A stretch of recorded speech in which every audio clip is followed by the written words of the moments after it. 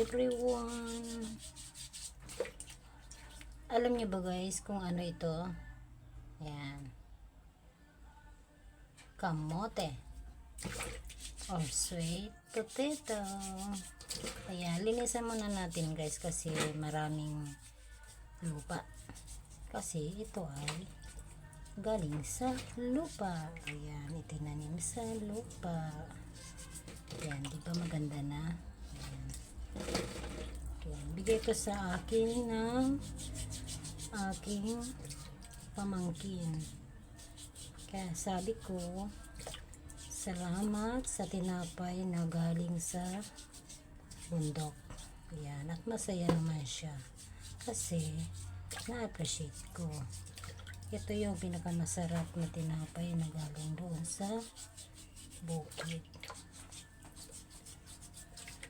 Na wala siyang mga artificial ingredients, kundi natural na sarap.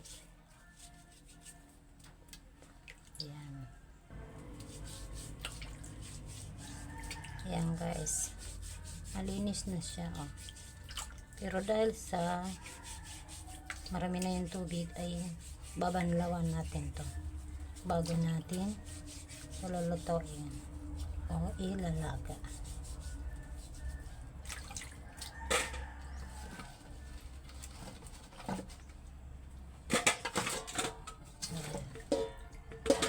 Banlawan pa rin natin to guys.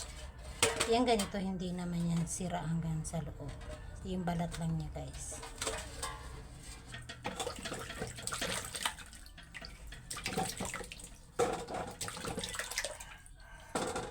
Ayan na guys, malinis na. Okay na to.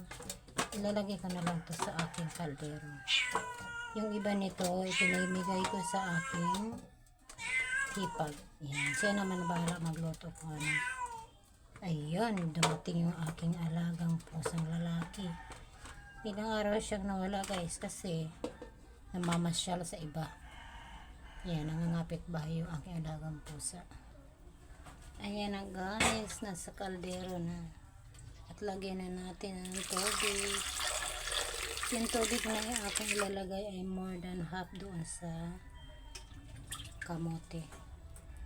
Pag naglalaga tayo ng kamote, di baling sumubra ng konti yung tubig, ibig sabihin kahit luto na yung kamote at may sabaw pa, okay lang yun kaysa maging kulang yung sabaw at maglalagay tayo ulit. Kasi okay na sobra, kasi kapag luto na yung kamote ay pwede nating tanggalin yung sabaw at medyo patuyuin na lang natin. Okay, takpan na natin at magluluto tayo.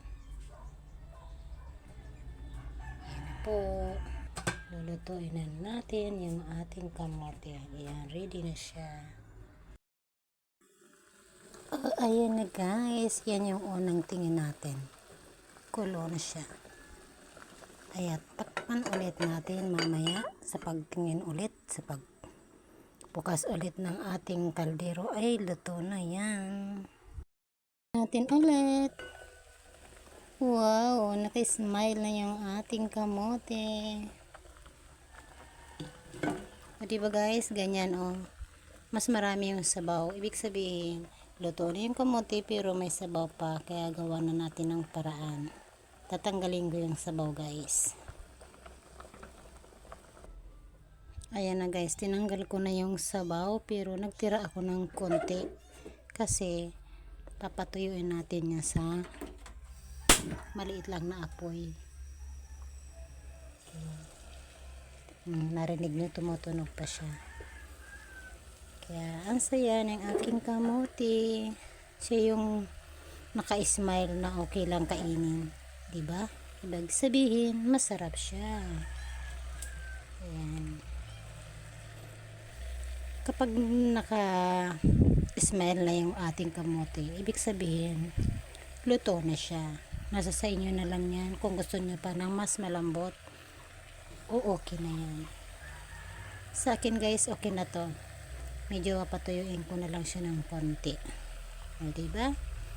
Kasi pag nagkataon na sobra yung tubig, pag luto na, pwedeng bawasan. Pag nagkataon kasing kulang yung tubig guys, at hilaw pa yung kamuti, masusunog yung kamuti sa ilalim. At kapag nagdagdagan ng tubig, ay magiging iba yung amoy ng ating kamote.